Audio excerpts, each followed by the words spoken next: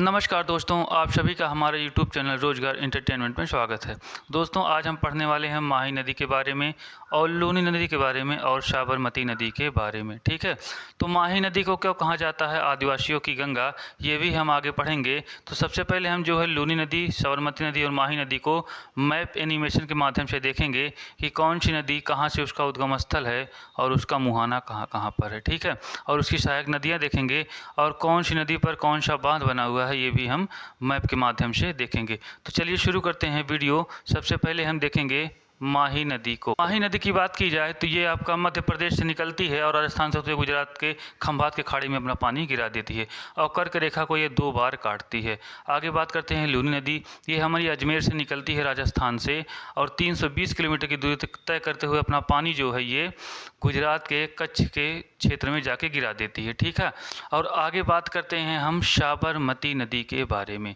साबरमती नदी जो है राजस्थान से निकलती है और गुजरात के खंभात के खाड़ी में अपना पानी गिरा देती है और इसके किनारे अहमदाबाद शहर बसा हुआ है। ठीक है, आगे बात करते हैं माही नदी के बारे में पूर्ण रूप से। ठीक है, तो माही नदी धार जिला से निकलती है मध्य प्रदेश से और राजस्थान में आपका पड़ेगा बांसवाड़ा, प्रतापगढ़ और डूंगरपुर से होते हुए गुजरात के खंभात की खाड़ी में अपना पानी गिरा देती है। ठीक है, और अब बात करते हैं कि कौन कौन से राज्य से होकर गई है। मध्य प्रदेश, राजस्थान, गुजरात से होकर आपकी माही नदी गई है। कुल लंबाई की बात की जाए तो 576 किलोमीटर, राजस्थान में कुल लंबाई 171 किलोमीटर की तय करती है माही नदी। ठीक है, आगे बात करते हैं माही नदी कर्क रेखा को 2 बार काटती है। ठीक है, माही नदी कर्क रेखा को 2 बार काटती है।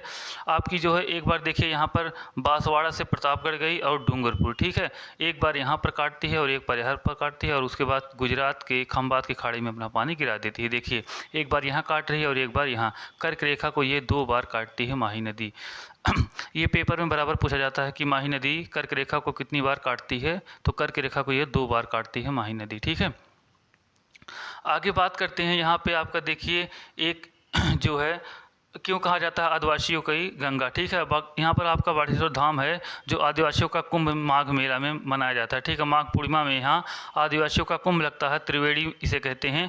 और यहाँ पर सहायक नदियाँ मिलती हैं, सोम नदी और जाखम नदी, जहाँ पर त्रिवेणी का निर्माण करती है। और अन्य नाम इसका है दक्षिण राजस्थान की स्वर्ण रेखा, आदिवासियों की गंगा, कंठाल की गंगा, मेवल की गंगा कहते हैं माही नदी को। ठीक है, आगे बात करते हैं। पुष्प प्रदेश यहीं पे बसा हुआ है। ठीक है, पुष्प प्रदेश इसे कहते हैं।